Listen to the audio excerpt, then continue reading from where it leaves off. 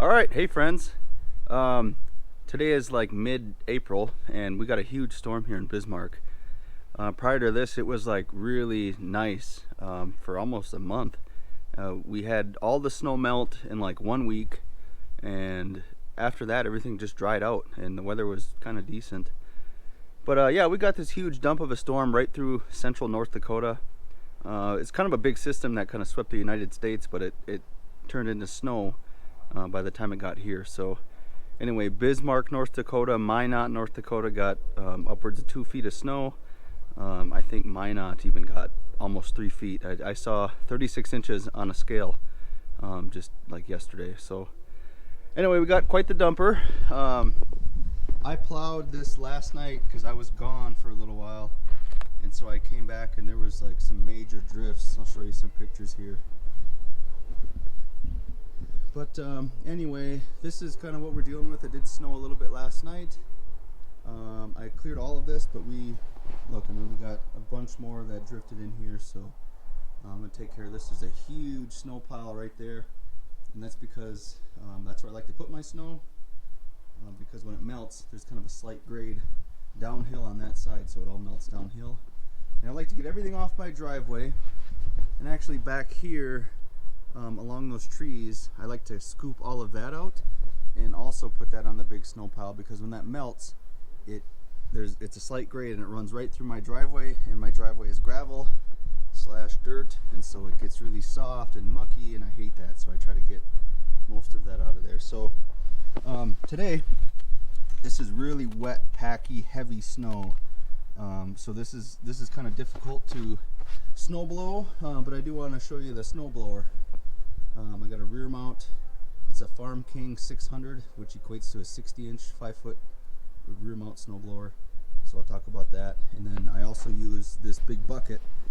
It's a 60-inch bucket from Redline Systems Industries. They're located in Hutchinson, Minnesota. And I really like this bucket. It's a little heavy, but it's about half a yard, maybe just a slight more than that. But because I have a gravel driveway, and because the ground underneath the snow is very soft, I put Edge Tamers on. So these are the Edge Tamer brand. I just use 2 of them. 3 of them might be more beneficial in some circumstances, but it seems like these 2 work fine for me. But anyway, look at the grill. I mean, working this last night, just got all that caked up with, so I'll get all that off of there. But anyway, we'll use the 1025R and we'll try to move some of this snow, and I'll talk about my equipment and my attachments here. So let's get after it. Okay, we're going to move all this equipment first, all the trucks and everything and the vehicles, get them out of the way. But this is how high the snow was. I mean, it's all the way up, up to the tongue. So I mean, that's good, I don't know, 2.5, 3 feet. But it's hard to measure because it blew. The snow just blew, so some spots were bare and other spots had huge drifts. You live up here, North Dakota, and places in Canada and South Dakota and all that. I mean, we just get major drifts here.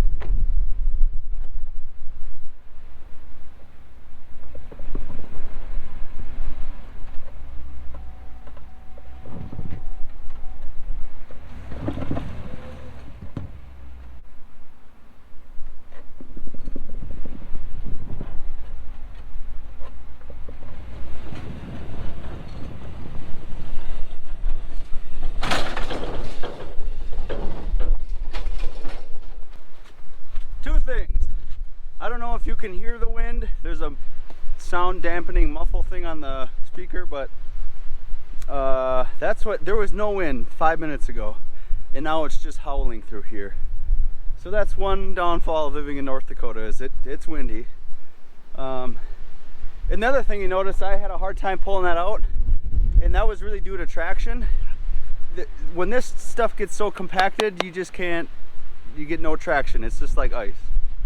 Okay, so this is the Farm King 600 or 60 inch. It's labeled as Farm King, but it's really made by Buhler, so they're really kind of the same. But this is, there's no hydraulics, it's all mechanical. The chute is mechanical, you got a lever right here. Now if you get one of these and you have a 1025R, the toolbox is typically mounted right here. So what you want to do is remove the toolbox, because this handle, when you raise the 3-point, will run into it and you'll damage it. So you have to remove that. But this snowblower also comes with a little toolbox. It's located right here. But this thing is awesome. It's quite the beast. When you got all that 3-point power behind it, man, it can do some damage. But it doesn't throw as far as I'd like it to. But I also bought this used, so maybe that's part of it. You know, if you bought a new one, maybe it throws better at first. I'm not sure. But so far, this thing works great. And it does struggle a little bit with this heavy snow, but every snowblower will. So anyway, let's get started.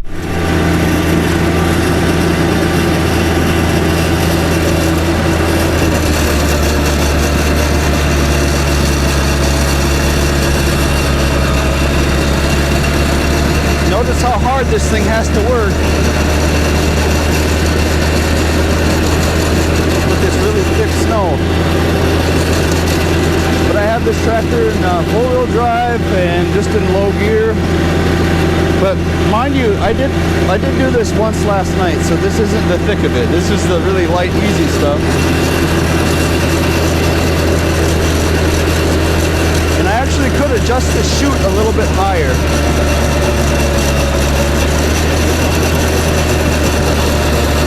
And it would then throw it a little further, but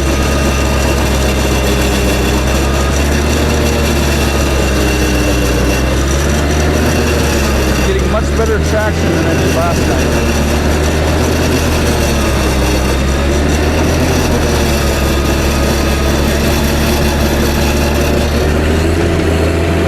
So this snowblower has little skid shoes on the bottom, and I think I have it at maybe the 2-inch setting or so. So it doesn't go all the way down to the ground. I have gravel, and I do still pick up some rocks and stuff, but for the most part it does alright.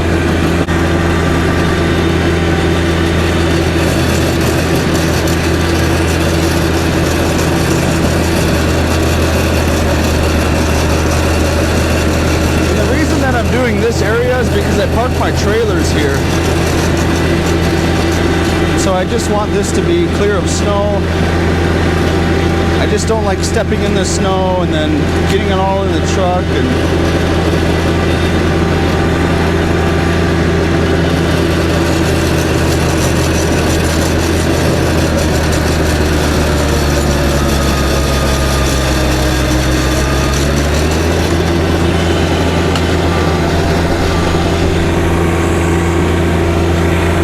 Okay, lost traction.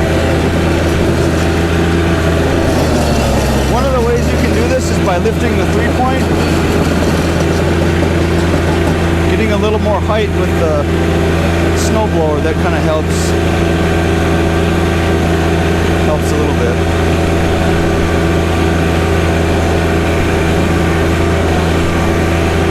But these snowblowers are so efficient. And what I like about a rear mount snowblower compared to a front mount snowblower is that the snowblower is actually bigger. It's taller.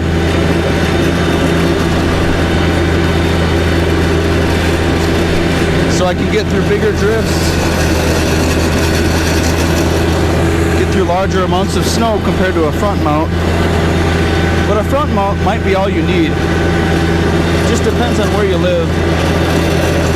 For most applications, it's probably fine, even in North Dakota, but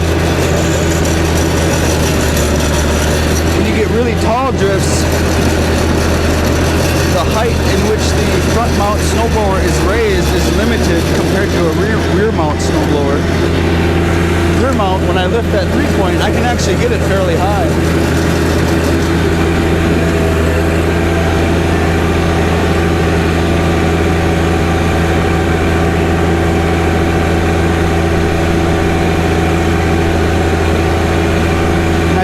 want to scrape any of this snow down because I'm going to dig up grass and or rocks. So blowing the majority of it out of the way is just fine, but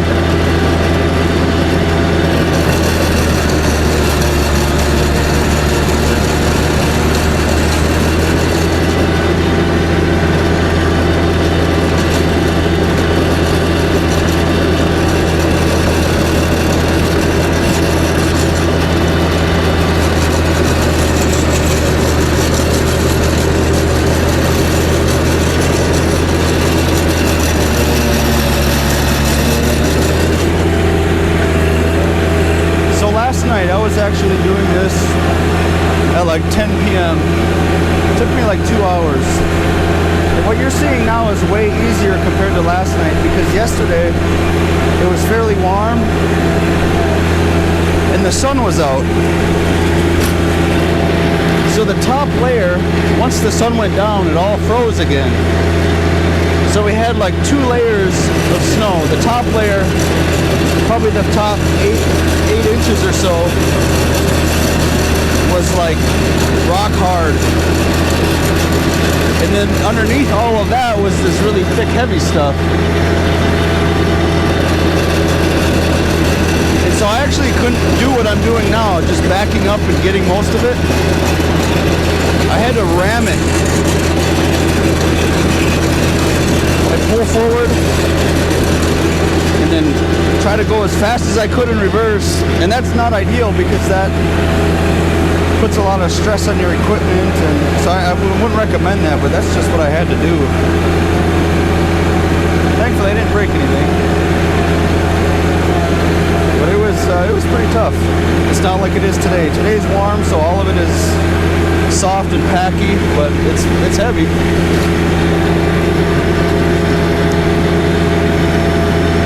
So a lot of questions I might get are related to looking backwards. So I'm stuck, I'm spinning. Even if I hit the differential lock, I still don't have enough. So there's an instance where you got to take a run at it right there. So one of the questions I would get asked is, or one of the dissatisfiers maybe about a rear mount snowblower would be having to look backwards.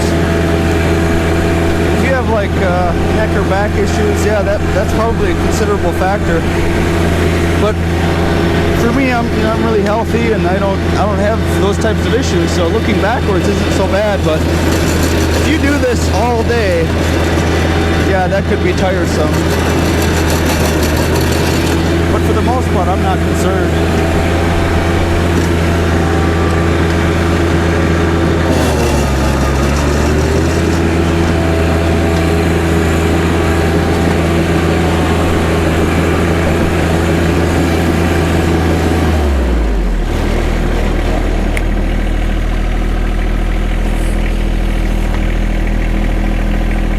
So, what I will say about this snowblower is that I bought it for $1,500 used from a local guy, just a private seller, and I thought that was a really good deal.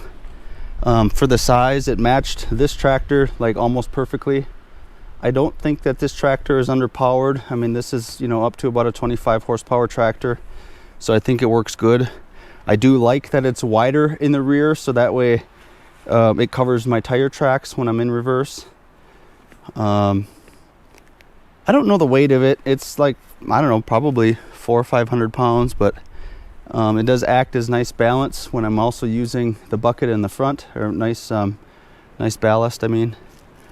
And so I really like it. 2 large dissatisfiers and maybe not comfort creature type conveniences are that it is a mechanical chute control, which I don't mind. I mean, it's fairly comfortable. If I sit just like this, I have good range of motion with my arm and I can turn it fairly easy.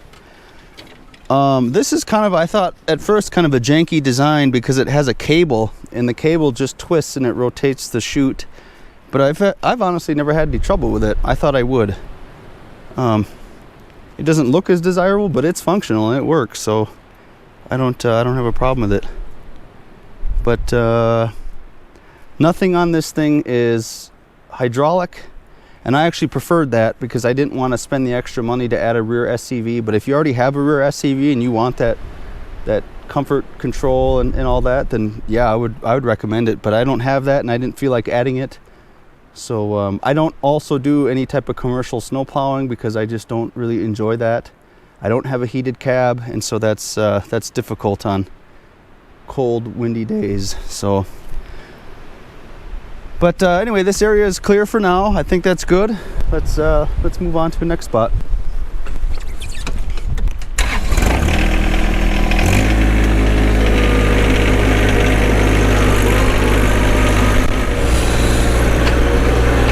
So this bucket, like I said, I bought this from Redline Systems Industries, and man, this thing works great. I mean, I get a nice big scoop out of it.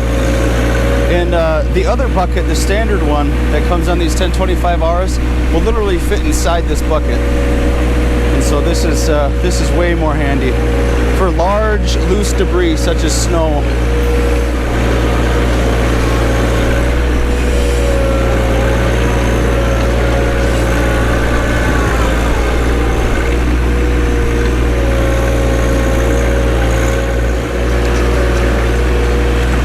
Well, it turns out the camera died, so I don't know how much of that you picked up, but we'll try to pick up where we left off. But yeah, this bucket, I'm really impressed with it. I really like it. I love building snowbanks. This is so fun. If I was a kid, which I still kind of am, I would love to play on this.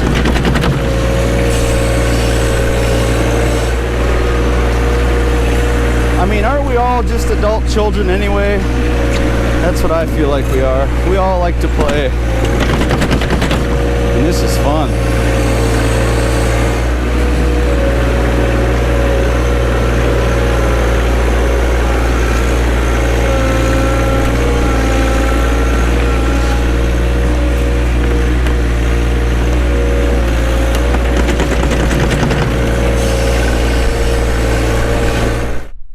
Wife's car. This thing is buried in there pretty good, so we're gonna have to dig this out.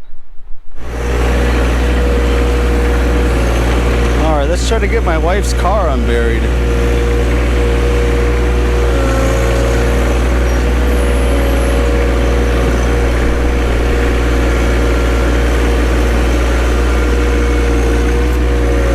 Look at that. God, I love this bucket.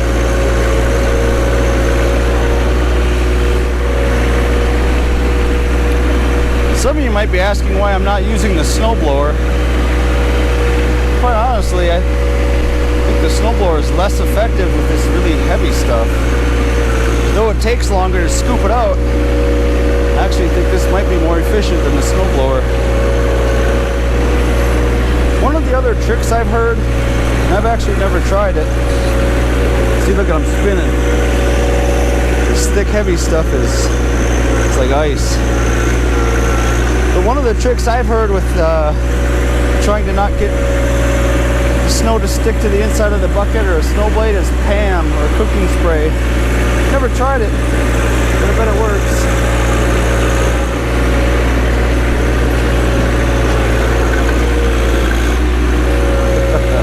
I have no traction. I don't care how heavy a machine you got. You're not going to get traction on this stuff.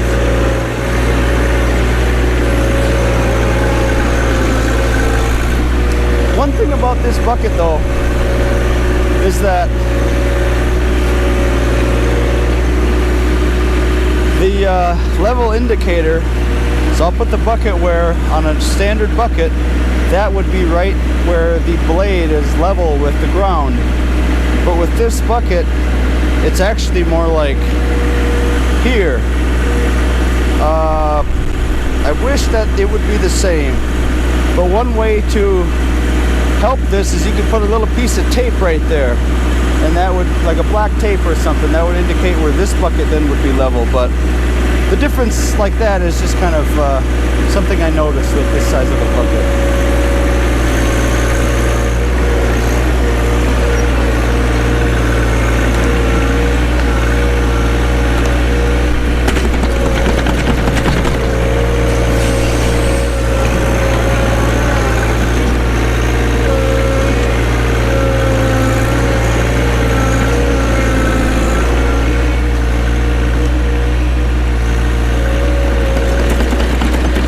So I just like to try to build the snow pile as high as I can get it, so that I create more room, or as much room as possible.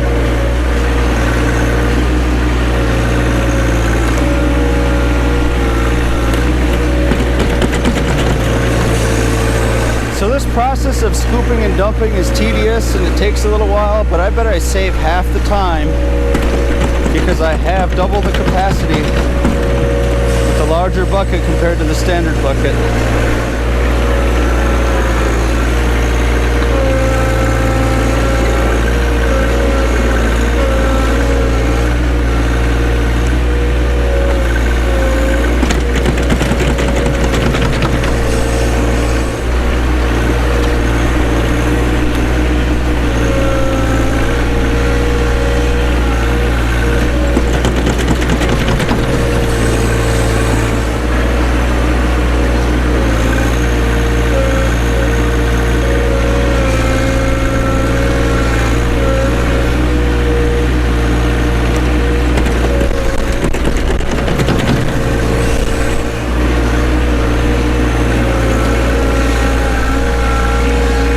To climb the snowbank.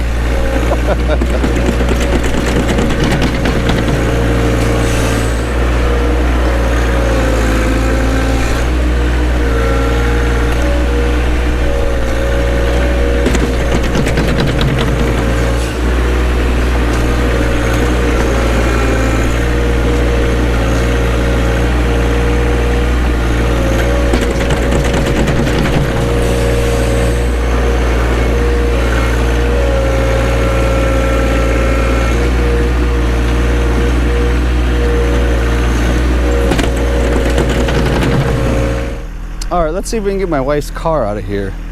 It's still buried up to the doors on this side, but I have a feeling we may not get out because it's so slippery. There's just not much traction, so if not, we'll try something else.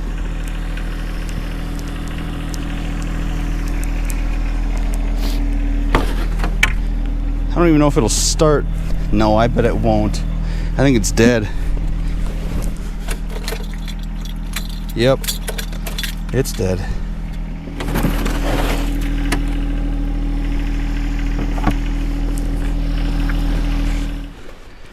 All right, here's some bonus footage. Let's see if this thing works. It's one of those, you know, car jumper starters. I've tried to jump this in like the dead middle of winter when it was super cold, and it gave it a little extra power, but not enough to turn over. But it is 100% charged. So let's just see if this will do it now.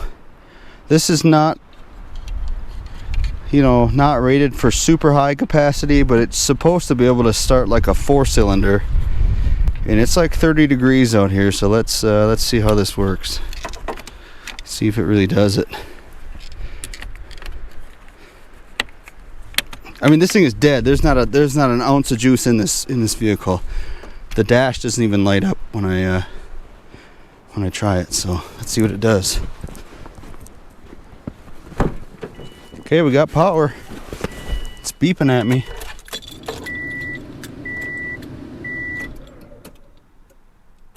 That's it. That's it. Barely moved it.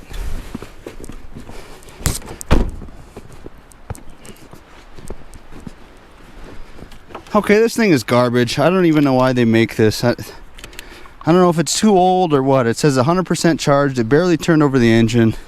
I mean, how you whoever made this should be like jailed or something. People think that this is really going to help them. I don't know. There are some that I'm sure are much better and newer and higher capacity, but this thing is garbage.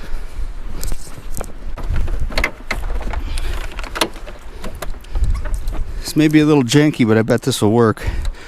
I have cables and I have another vehicle, but this is gonna work. I have this battery sitting around. Wait a minute, these are backwards.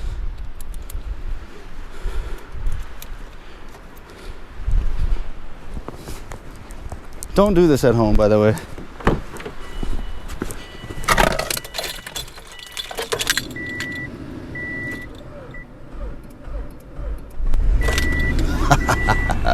Sweet.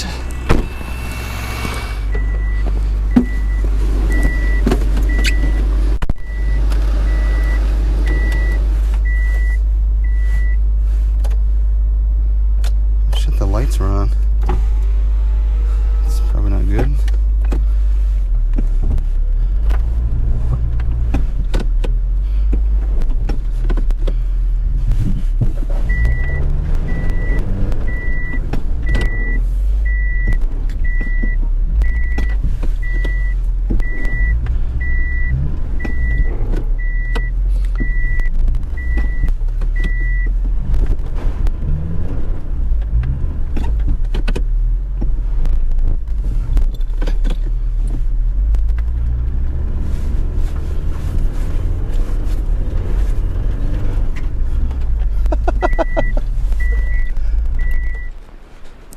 Okay, how that couldn't have went better.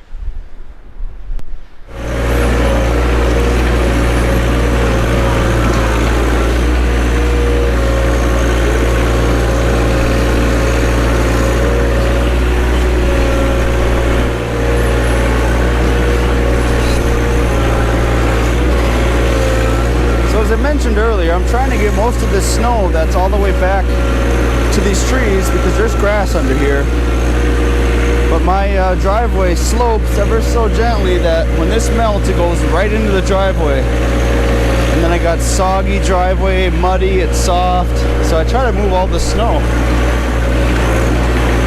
It's kind of tedious, but I do thank myself every time I do it.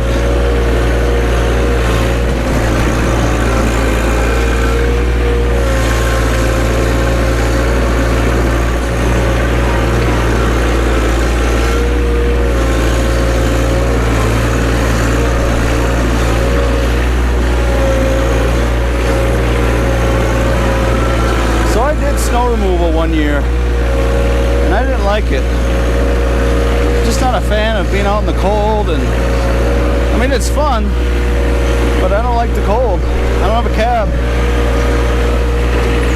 What's funny is that just last Saturday, just last weekend, I was tilling gardens for people. And it's a little early maybe for many, but especially up here. But I was putting in gardens and it was like 60 degrees. It was beautiful. Here we are a week later. Gosh, this is all going to be one big sloppy mess. Even with getting most of this out of here.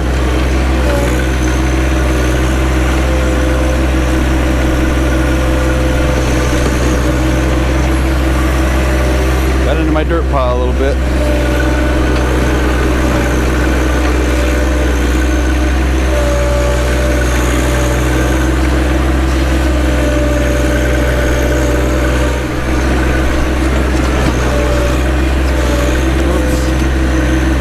Too much bite on the dirt pile there. I don't think I want that much. Though that side of the lawn does need more dirt.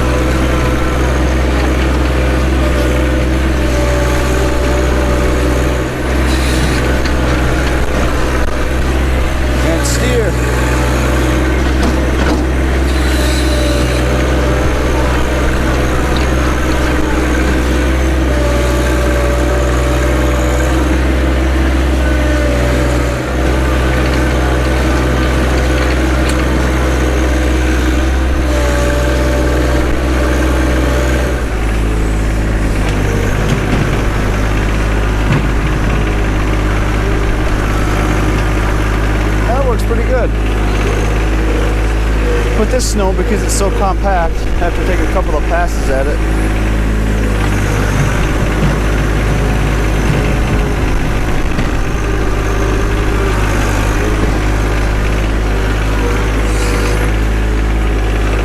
That does the trick for now. I don't know how much sloppiness I can really avoid. I think I'm just gonna have to deal with it. But I've moved the majority of the snow, so hopefully I won't have to deal with it very long. Especially if it's gonna be a slow melt. Well, I hope this was helpful, you guys. You know, I just want to demonstrate some of these attachments. I haven't really done a lot of snow removal type stuff. I don't do it, you know, commercially, and I thought this is a good storm to kind of demonstrate this. But you know, some attachments are going to work better than others, but this is the setup that I have, and this is the one that I appreciate, and it works great for me in most instances.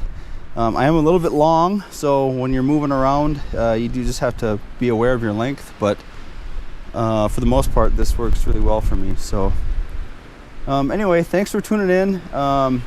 The weather report says that this is supposed to be a slow melt. I actually prefer a fast melt just because I don't want to deal with any snow anymore. I'm just tired of it. It's April and I'm ready for spring, so technically it is spring right now. But anyway, if it is a slow melt, the benefit to that is that last fall I put in some lawns for people, and fall is actually the best time to put in grass. So if it's a slow melt, then the seed will get a little more water, and I think the lawn will come in real nice. So that's one of the benefits, but I'm looking forward to that for those customers and them having a real nice lawn. So but otherwise, a fast melt is desired, just personally, my own personal preference. But anyway, hey, thanks for tuning in. Check out our website, www.thelittlegreentractor.com. I'm gonna have more videos coming up here this spring and summer, just because we got quite a few of them lined up already. But this storm kind of put a dent in the schedule, so I may have to move some things around, but it just depends on how long the snow will be here and how soggy the ground will be. But anyway, thanks for tuning in, you guys, and we'll see you next time, and have a good day. Gosh, this wind is gnarly. There was no wind earlier, and then it just got crazy. But hey, check it out. I got most of the snow removed. Still gonna be a little sloppy, but you know what? That's okay. At least it will be less sloppy and for a shorter duration of time, hopefully. But I got all that moved. Most of this is also gone. I got some pretty serious snowbanks. Those are huge.